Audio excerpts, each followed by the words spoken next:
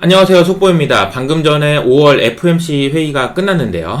이제 드디어 금리 인상이 끝나는 건가요? 나 이제 퇴근할게. 이런 분위기를 연출했는데 어떤 내용이 있었는지 살펴보죠. 시장의 반응을 먼저 보면은 파월 연설이 있은 이후로 주가가 조금 하락하는 모습 보였습니다. 처음에는 야, 금리 인상 끝났대 라고 하면서 주가가 오르다가 이거 뭐야? 왜 그러는 거야? 그러면서 이제 좀 주가가 빠졌던 상황이라고 보시면 되겠고요. 또 한 가지는 유가가 어제 5%는 하락했는데요. 경기 침체 온대요. 안 왔네.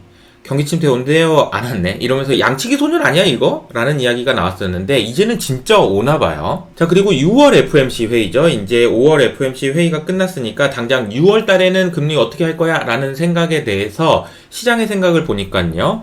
금리를 인하할 수도 있는 거 아니야? 라는 생각이 조금 있었는데 오늘은 반대로 인상하는 거 아니야? 라는 반응이 반영됐다라고 볼 수 있을 것 같습니다.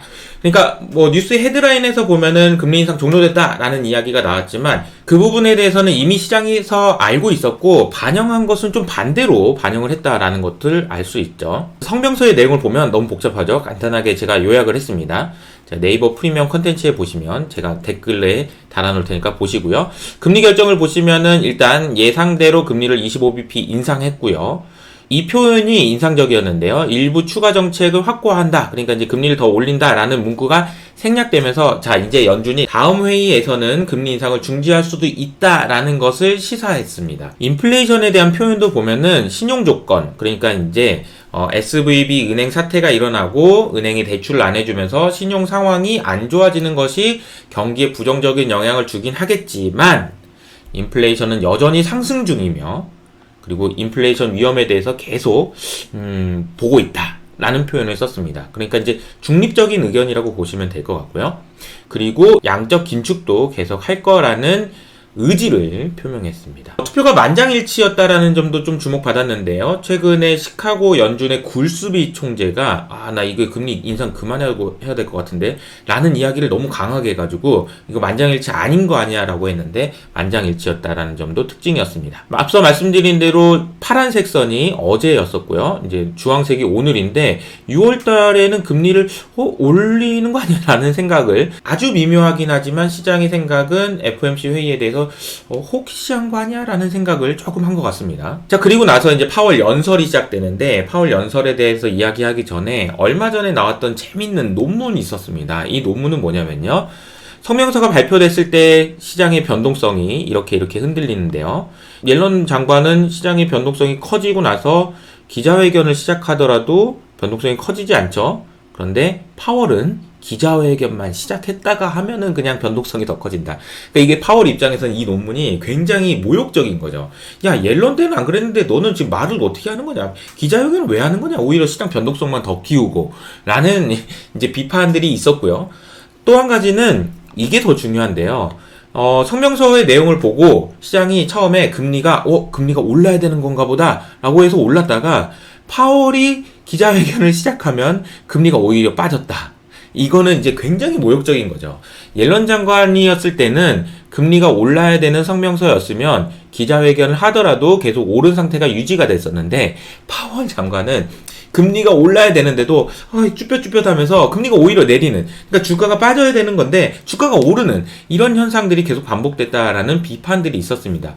그래서였을까요? 파월 장관의 인터뷰는 상당히 좀 이번에는 좀 차분하고 잘했다라는 평가들이 좀 있었던 것 같은데요. 여러 가지 이야기들이 많이 있었지만 핵심적인 것들만 보면은 일단 금리 인상 끝난 거냐라는 질문에 대해서 표현이 의미 있는 표현을 내가 넣긴 한 건 맞아. 그래서 meaningful change라고 얘기를 하면서도 정확하게 이번에 금리 인상 중단이라고 얘기하기는 어렵고 6월 회의 때 얘기하자 이렇게 얘기하면서 시장이 이거 뭐야? 이거 아니었어? 라는 생각을 좀 했었고요. 두 번째로는 인플레이션 하락에 대해서 시간이 걸릴 것이기 때문에 금리 인하까지 생각하는 건 안 돼.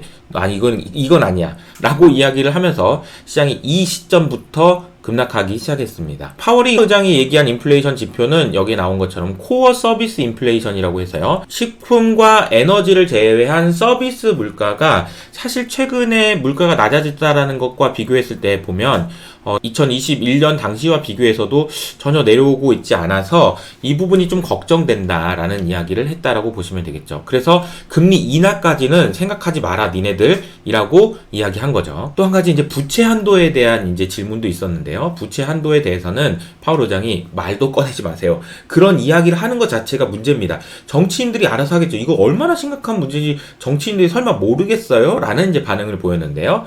왜 그러냐면요.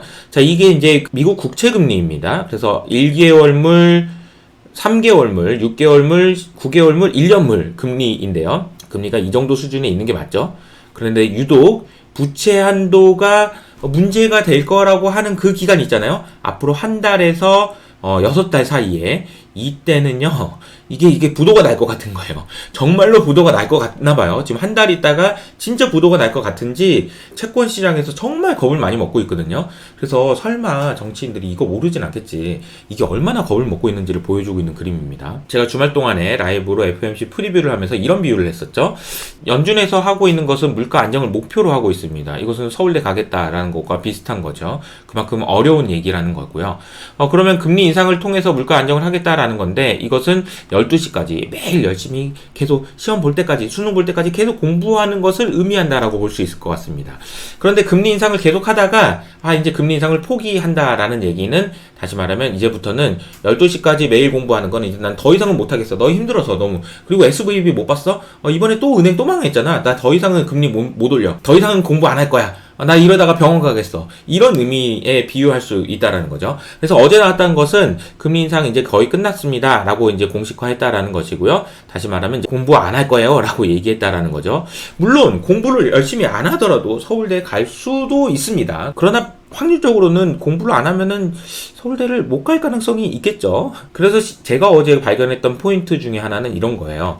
물가 안정에 대해서, 즉 2%까지 물가 목표를 도달하는 데까지 얼마나 가능성이 있는지에 대한 파월 의장의 생각이 좀 궁금했었는데요. 이렇게 표현했습니다.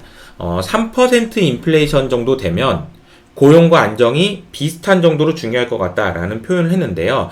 이 말은 무슨 말이냐면 서울대를 안 가겠다고 얘기할 수는 없지만, 즉 물가 목표를 2%에서 3%로 바꿀 거라고는 절대 얘기 안 했지만 인서울 정도도 괜찮은 거 아니에요? 라는 표현 정도로 한 게 아닌가. 다시 말하면 3%로 물가 목표치를 좀 올릴 수도 있다라는 것을 시사한 것 아닌가라는 생각이 좀 듭니다. 이것이 하반기 때는 굉장히 많은 이슈가 될 것 같아서 제가 작년부터 계속 말씀드렸던 부분인데 파월 의장이 조금씩 인정하기 시작했다라는 것도 알 수 있죠. 자, 말씀드린 대로 파월 의장이 이제 퇴근하고 있습니다. 이제 사실상 FOMC 회의가 시장에 미치는 영향은 이제 점점 소멸될 것 같아요. 그런데 앞으로 남은 이벤트들이 많습니다. 부채 한도 이벤트도 있고요. 상업용 부동산 문제도 있고요. 여러 가지 문제들이 남아 있어서 계속 시장의 상황을 모니터링 해야 되는 상황인 것 같습니다. 그러면 저는 여기서 인사드리도록 할게요. 감사합니다.